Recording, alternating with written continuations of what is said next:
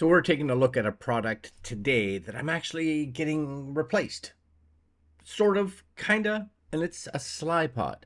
Probably about 3 years ago. I want to say about 3 years ago. And it was funny because I wanted to go on to my YouTube channel and say, oh, I want to see when I actually did this video. And I realized that I never ever did make a video in regards to it. It was something that I bought and used and never even talked about it. Anyways, it's this right here. I'm just gonna grab it. This is it. This is it right here. They call these like they're monopods and sliders at the same time. Now I've used a lot of sliders. I have a lot of sliders. In my head, I'm always like, oh, this is gonna be awesome. So awesome. I'm gonna use this all the time. And then I don't. I don't use it. I don't use them. They're just this traditional table slider has a fair bit of setup, and for my needs, one of the biggest issues is I don't necessarily I do some like horizontal panning, but I like the push shot. I like that push. And the problem with a slider, of course, a traditional table slider is depending on the kind of lens you have, especially if you want a wide lens, you're actually going to see the slider in the shot. And I don't want that. Especially if you want to tilt down or anything, you're going to see the slider as you push because the lens is just going to see it. I thought this would be fantastic. And again, this is the Slypod E. Now the Slypod E comes in, I believe, US dollars. Slypod E, if you see it here. Yeah, this was it here. 87 reviews, 5 stars. This is on Moza's website. $300. Now they're not inexpensive by any means, but if you are someone that would use this, then it's kind of one of those products that you'll just be like, yeah, for those shots that I want, this is really great. I really like it. I really like it. There's definitely some issues that I had with the app. I do think the app could use some work, but a lot of times I don't use the app at all. Now, on a side note, before I actually get into the Slypod Pro and why I got the Slypod Pro, was that the app allows you to use this, for one, to control it remotely, which is super cool, but it also allows you to pair it. You can pair this with I think it's the Moza Aircross 2, I believe, for sure, maybe even the 3, but allow you to actually have the Slypod moving and then the gimbal moving on top of it too. So you can actually get some really cool fluid movements. It's almost like having like a cut down mini kind of like robot arm where you could have things moving and panning and whatever. The issue is the app needs work. Moza, if you're listening to this, please just get in there and make the app, for one, way easier to use. You know what? You should be able to have it say start point. You can literally just grab the camera and be like, here, mark, and then push it to where you want, click, mark, and it work. And it's just not that simple. It's not that simple. I don't know what makes it so confusing, but maybe there's some technical thing that I don't understand that makes it hard. Anyways, this little guy here, the Slypod E, was fantastic. But the issue is I've had this, like I said, for probably about 3 years, and I don't know why. I haven't used it in the past couple months. I went to actually use it a couple weeks ago. We were doing a shoot, and I realized that the internal battery inside here just wasn't holding the charge anymore. And it could be my own fault because it just went so long without actually charging. If I plug in like a battery brick or something like that to it, it works. But who wants to have this and a battery brick? So I reached out to Moza and I was like, hey, we do a lot of collaborations. What's the chances that you guys would be nice enough and send me a Pro to replace this so I can use it in my shots? And on a side note, I do want to start doing more shots using this in the next year because I'm trying to slow down the amount of videos I'm putting out and actually spending some more times getting like B-roll shots. And this is where this, in my opinion, really comes in handy. So this is it. This is the Moza Slypod Pro. So I'm gonna take it out of the box. First time. Now, as far as I can tell while I'm opening it, you guys can take a look at the screen here. This is the Slypod E. I think the Slypod E #1 is smaller. That's the big one. I think it's also can't hold as much weight. So if you are someone that's using like a heavy camera, you're not gonna be able to necessarily work with it, especially when it's going like vertical. There's the app I think they talk about. Yeah, you can get it with a remote. I didn't. When I bought mine, I just bought the Slypod. But here's the Pro. I think you can get it, or it comes with like the tripod head, and it comes with the feet, etc., etc. Right? It holds. I believe it holds more, longer. So, in my opinion, this is going to be more better for my needs.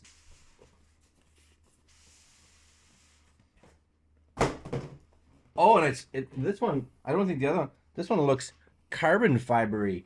It's the master kit. I don't even know what that means. Maybe you get more with the master. See, it talks here. Slypod Pro can be linked with the Aircross 2 gimbal, and I have done it. I'm not going to say I haven't, because I have, and it worked great when I got it to work. It just, you know, Moza again. Get on it. You ask and you shall receive. Sometimes, not always. A bag that's going to have the Slypod in it. Okay, so number one, which I don't know if I got with the original one, maybe I did. You get a nice like monopod bag, which is gonna fit this, which is fantastic. I can actually carry this around with me. It's got little, you guys can see it here, little Velcros to kind of keep it in place. It's definitely feels more well built. That's not good English, but you know what I'm saying. And I will say again, as much as there's little things that I wish they would possibly be like, that could be remedied. For the most part, it's very well built. Well, that's nice. Those are nice. You got little clicky feet, and you just kind of click them up when you don't want them. They fold up. Oh, I like that. Yes, yes. And now that just stands there. You're gonna get a mount for a tripod plate.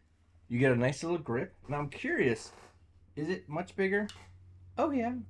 It doesn't seem to stand a lot bigger. You guys can, but it is for sure that much taller. So it's that much taller, but I think what's inside it is actually considerably longer. Plus, I had to add, I think, yeah, I had to add this head onto it, whereas this one comes with one. And nice grip. It definitely feels more pro. I'm gonna play with it for a few minutes, and then I'll get back to you. Stay tuned. Hold on.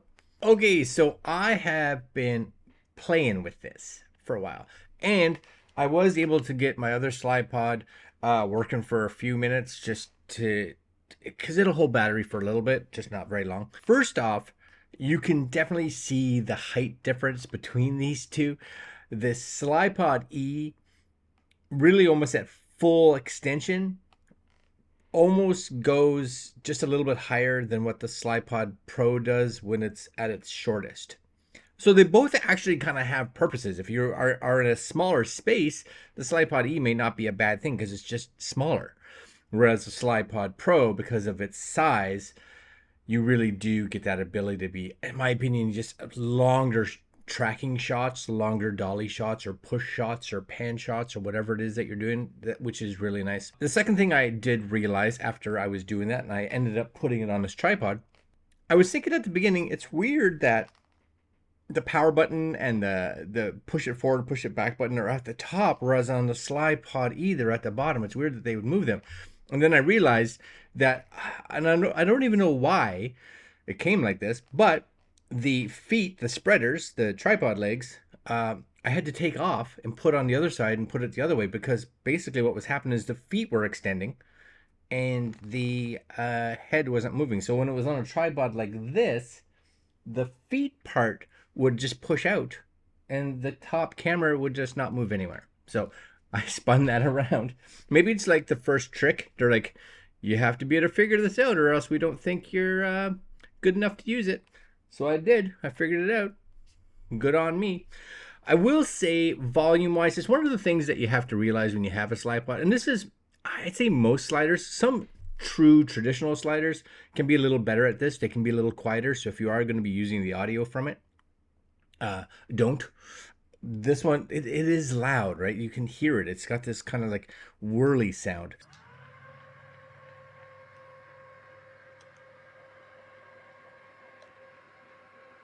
So, you know, use a lav or use it like I'm going to be using it as B-roll footage. That's kind of its purpose. Weight wise, no problems. Make sure you have a good enough tripod, because if you have a heavy camera on the front, you do have to have a tripod that's got nice wide legs, maybe a heavier tripod just to kind of help compensate the weight of the camera and the Slypod together. That's kind of useful. But in regards to getting, you know, just shots from this thing, it's just so nice. And one of the things I think that's really important for composing a shot is, you know, most of the time we're going to have the arm, the extension part, probably back here, because that's kind of where it starts. That's kind of its closed mode, right? Is where we would mount it and get it all set up. So you want to make sure, at least for me, is that you extend it out like this, and then you get it kind of where you want it, right? You get it in here, so it's framed right, everything's focused right. The nice thing with new cameras is they have really good like tracking focus, so autofocus. So you can kind of get it in where you want it to realize or make sure that it's going to have the focus you want, that it's going to be straight and aligned the way you want it. And then once you have it there, then you can back it up. And usually what I would do is I would hit record there. I'd back it up and then bring it forward again and then back it up again. So you get a whole bunch of shots that you can play with. And depending on what you're shooting, even if the best of those shots was it backing up, you can just reverse the clip in post and have it push in. It's not really that big of a deal. The other thing that I really kind of like with this is, again, depending on how good a tripod you have that pairs with it, I just loosened my tripod head so that I could start, well, I had it first so that I could start over to the side. And as it zoomed in, I just kind of moved to the camera. So, of course, again, I made sure that at full zoom, it wasn't going to go in and hit anything, that I knew where the pan had to start so that it got past the camera as it's pushing in. You get really cool shots, as well as you can do that for shots that are coming up vertically. You know, you could actually have this so that it's either pointed up or pointed down. So when it's coming forward, that it comes forward and lifts up, and you can actually have it so it pans down. There's all kinds of things you can do with this, which is why I love it. Again, I'm not going to show you the app because the app needs work. That's all I'm going to just say it. The app needs work. Does it function? Sure. You can control the speed. You can control like how far it is. You can do it all remotely, which is kind of nice. If you want to pair it with, let's say, a Moza Air 2 or something like that, I actually have a Moza Air 2 downstairs, and I used to use it, again, with my Slypod E. It just took so much time to get it to work and function the way that I wanted it to and get the shots that I want. Sometimes I'd get the shot I want. Sometimes it would do something and I'm like, I'm pretty sure that's not what I asked it to do, but it kind of is there, so I'll take it. And it was just a lot of time to get like the odd shot. And for me, it just wasn't worth it. Now, if they can improve that app and actually get those two pieces to really seamlessly work with each other, even if it's one of their newer gimbals, you know, the Slypod, because they have some other gimbals here that I've actually used that I like. You know, they have in their Aircross series, like they have the, what is it? The Aircross S. I have that. It's a wonderful little gimbal, especially for like small mirrorless cameras. It would be perfect for like my ZV E10 or my ZV1 or something like that. Perfect for that. It just needs for that part to work better. Other than that, you know, it's not a cheap piece of gear by any means. You know, look at $600 for the Pro. You can get the E, which is still great. It just doesn't have a lot of the big features, like for length as well as weight, as well as it doesn't come with a head, doesn't come with the feet, etc., etc. But you can save yourself a little bit of money. And for me, it was actually a great tool until I stopped using it. But I'm going to start using it again because I can see where it's beneficial. All right, guys, that's it. That's the Slypod Pro. Again, take a look at their different ones. They have, as you can see here, right, the Pro and the standard Slypod, which kind of sits in the middle. This was actually the first one that ever came out, was this one. But really, I think if you're looking at it, you're either going to look at the E just because you're a little bit more on a budget, or you're going to go right to the big boy and get the Pro. All right, guys, I'll put links down below if you guys are interested, but I think it's very cool. I'm super happy to have the Pro in my arsenal, and we'll see you guys next video. Later.